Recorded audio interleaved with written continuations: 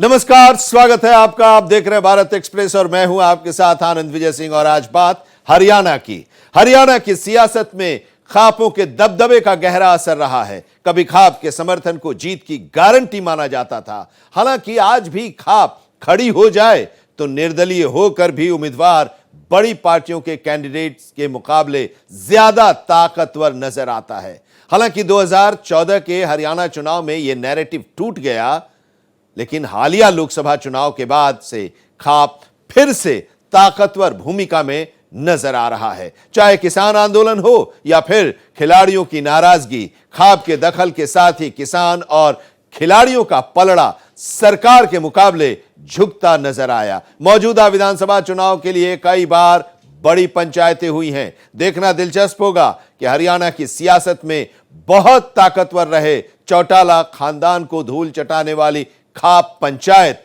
इस बार के इलेक्शन में कितनी असरदार भूमिका निभाती है।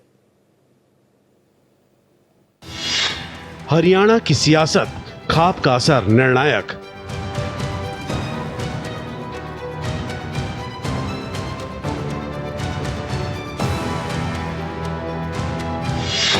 मैदान में 4 उम्मीदवार, खाप का रहा आशीर्वाद।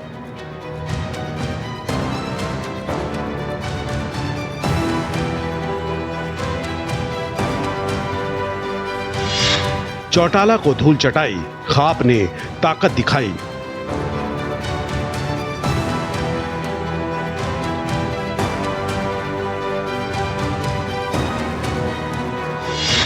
समाज से लेकर सियासत, खाप का गहरा असर।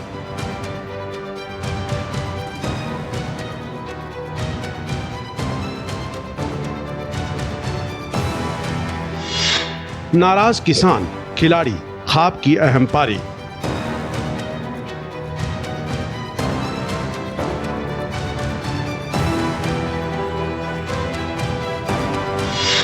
छियासठ गांवों की हुई पंचायत, दुष्यंत के सामने आजाद।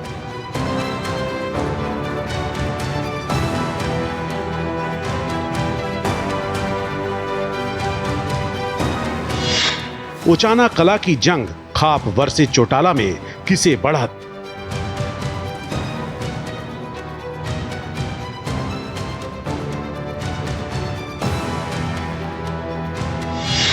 बेरी में 3 उम्मीदवार, खाप से रिश्ता रहा खास।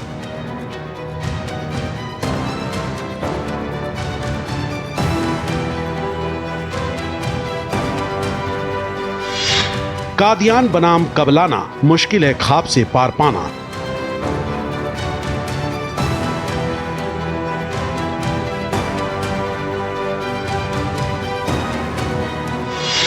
– 2014 में कांग्रेस को समर्थन, कई बार सरकारें हुई नतमस्तक।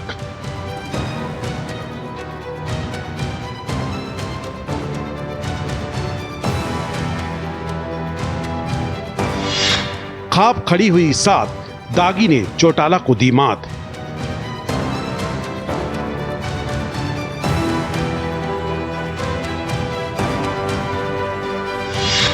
छह 600 साल पहले शुरुआत, इतिहास में खाप असरदार।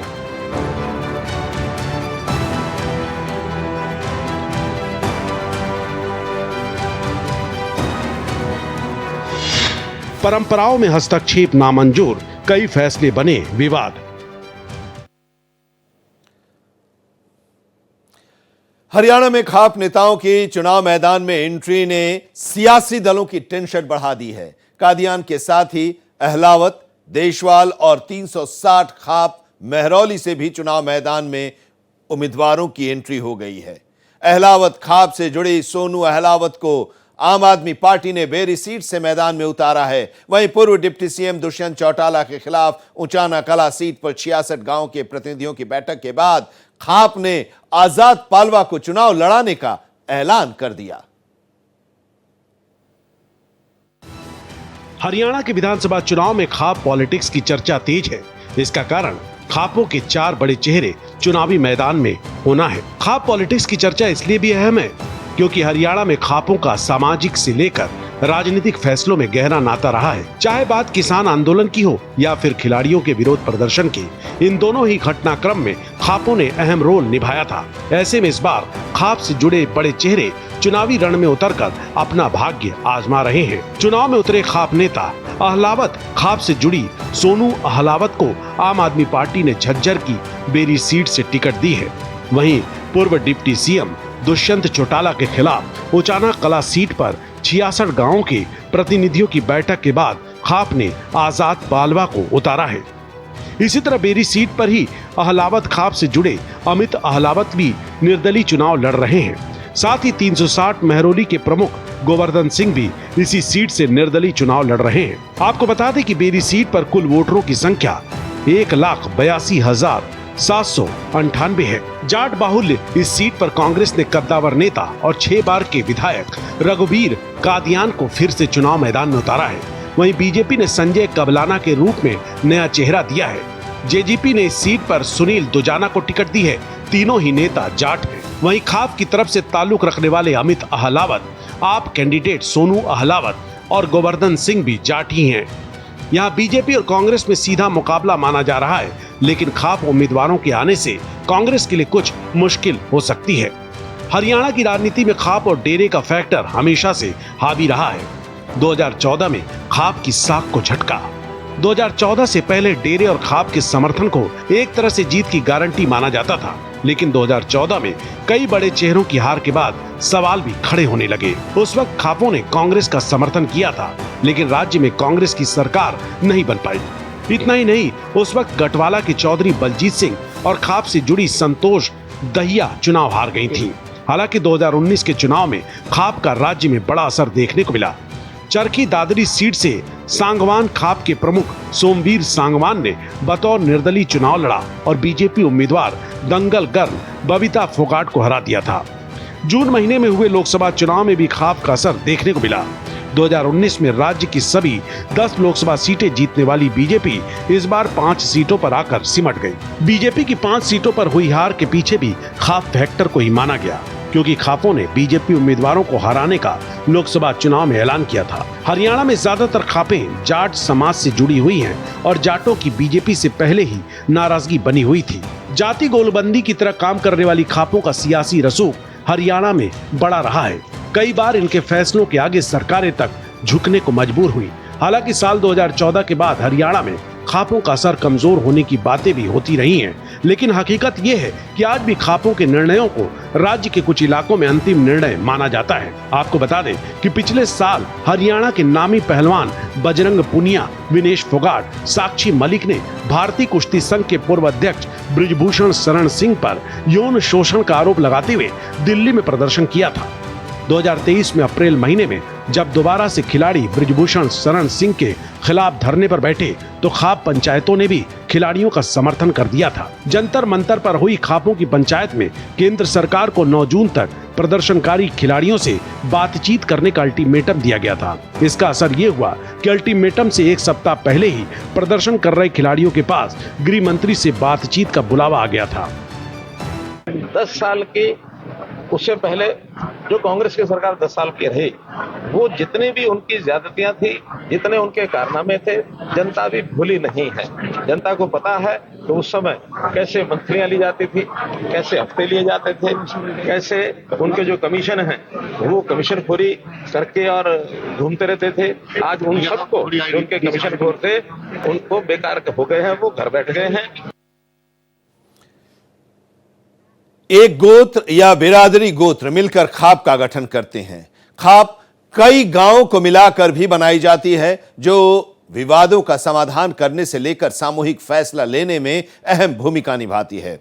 खाप का फैसला संबंधित गोत्र, बिरादरी या गांव के लिए अंतिम होता है और इसे सभी को मानना होता है। खाप पंचायतें कई तालिबानी फरमानों को लेकर भी विवादों में रही हैं, लेकिन इनका अपना सामाजिक महत्व और स्थान है। जब किसी मसले पर समाज को सामूहिक फैसला लेना होता है, तब सभी खाप मिलकर सर्व खाप बनाते हैं और इसका फैसला हर खाप मानती है।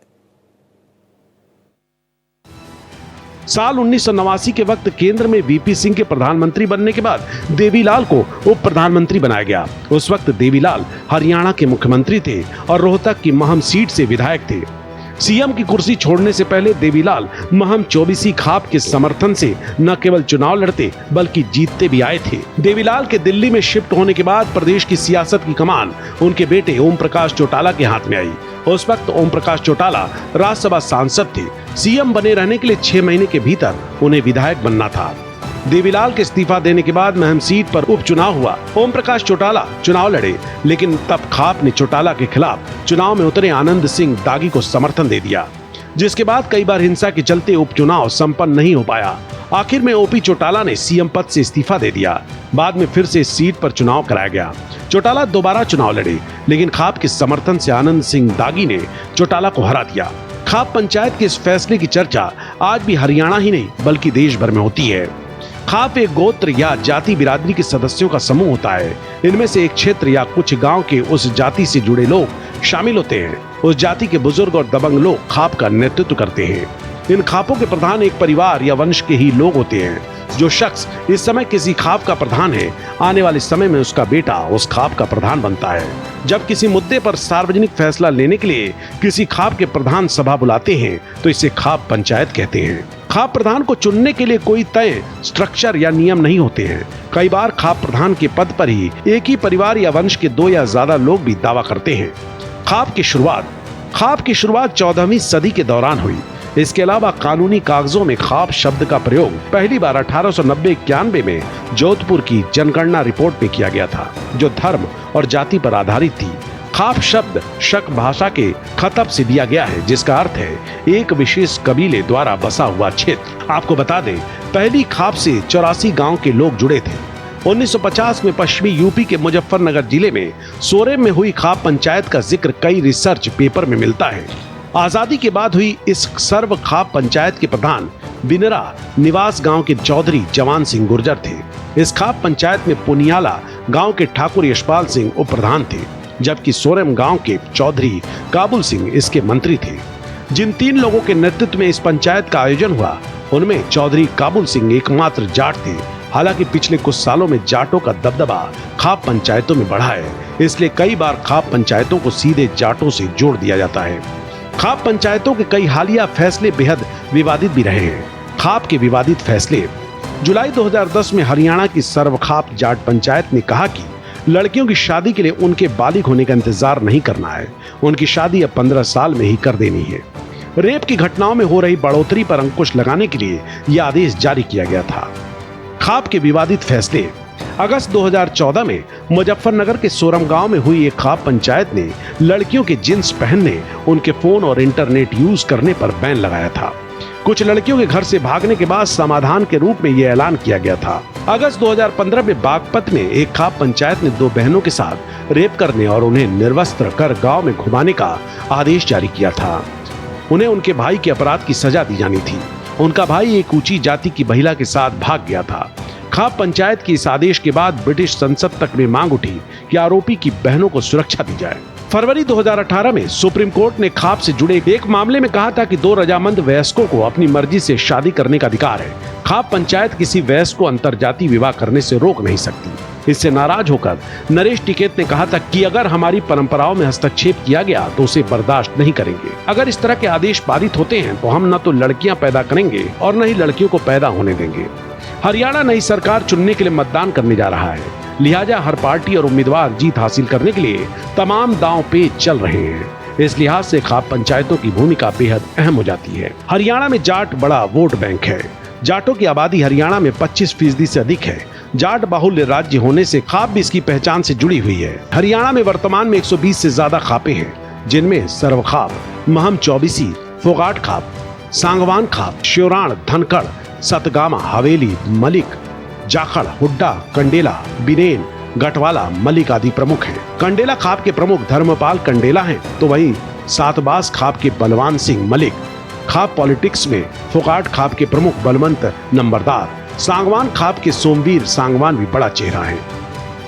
मैं निश्चित रूप से कह सकता हूं कि हरियाणा में पुनः तीसरी बार भारतीय जनता पार्टी की सरकार आ रही है और उसके स्पष्ट संदेश जो हैं, पहला संदेश तो यही कि सामान्यतः जब केंद्र में कोई सरकार होती है तो प्रदेशों में भी हरियाणा के अंदर वही रिपीट होती है। दूसरा, कांग्रेस ने क्योंकि अपनी हार मानने के लिए आगे बढ़ चुकी है, क्योंकि पहली बार भारतीय जनता पार्टी सभी सीटों पर चुनाव लड़ रही है और कांग्रेस ने अभी से अपने सहयोगी ढूंढने शुरू कर दिए हैं। हमने लोगों के बीच में संकल्प पत्र वैन को भेजा था, लोगों के सुझाव आए हैं, संकल्प पत्र बनेगी, जितने भी सुझाव लोगों के आए हैं या जो हमारे ध्यान में लोग काम लगाएंगे, प्राथमिकता के आधार पे ऊपर उनको पूरा करने का काम करेंगे। हिसार के कांग्रेस सांसद जयप्रकाश जेपी ने बड़बोलेपन में खाप पंचायतों को अपने खिलाफ कर लिया। जेपी ने एक चुनावी रैली में कलायत विधानसभा सीट पर खड़ी महिला उम्मीदवार के लिए अमर्यादित शब्दों का इस्तेमाल किया, जिसके बाद पंचायत ने उनके बेटे को वोट नहीं करने का फैसला सुना दिया। खाप पंचायतों का फैसला जाट मतदाताओं के गहरे तक असर करता है। जब 2014 के चुनाव में बीजेपी ने बड़ी तादाद में जाट उम्मीदवार हरियाणा के चुनाव में उतारे तो पार्टी को बड़ी जीत मिली। उसके बाद जैसे जैसे बीजेपी के जाट उम्मीदवारों में कमी आई, सीटों की संख्या भी कम होती चली गई। हरियाणा की राजनीति में खाप और जातियों की बहुत बड़ी भूमिका रही है। यहाँ की खाप पंचायतों का राजनीतिक और सामाजिक क्षेत्र में काफी दखल रहा है। यही वजह है कि चुनाव चाहे विधानसभा का हो या लोकसभा का, सभी राजनीतिक दल इन जातियों को साधने की हर संभव कोशिश करते हैं। हरियाणा की राजनीति में जाटों का दबदबा रहा है। पिछले 2 विधानसभा चुनाव में बीजेपी ने सबसे ज्यादा टिकट जाट समुदाय को दिया था। हरियाणा में आबादी के हिसाब से जाटों का प्रतिशत 25 है। माना जाता है कि जाट जिस पक्ष की तरफ झुकते हैं, प्रदेश में उसी की सरकार बनती है। इसके साथ ही 8% आबादी के साथ पंजाबी मतदाता भी चुनाव में अहम भूमिका निभाते हैं। बीजेपी के जाट उम्मीदवार 2014 के चुनाव में बीजेपी से 24 जाट चुनाव मैदान में थे, लेकिन 2019 विधानसभा चुनाव में बीजेपी ने सिर्फ 19 जाट उम्मीदवारों पर भरोसा जताया और 2024 में बीजेपी ने महज 15 जाट दावेदारों को मैदान में उतारा है। साल 2014 में बीजेपी के 6 और साल 2019 में 3 जाट उम्मीदवार ही जीतकर विधानसभा में पहुंचे थे। इतना ही नहीं, पिछले 2 विधानसभा चुनाव के मुकाबले इस बार वैश्य सीटों पर भी कैंची चलाई गई। वहीं कांग्रेस ने इस बार जाटों पर कुछ ज्यादा ही भरोसा जताया है।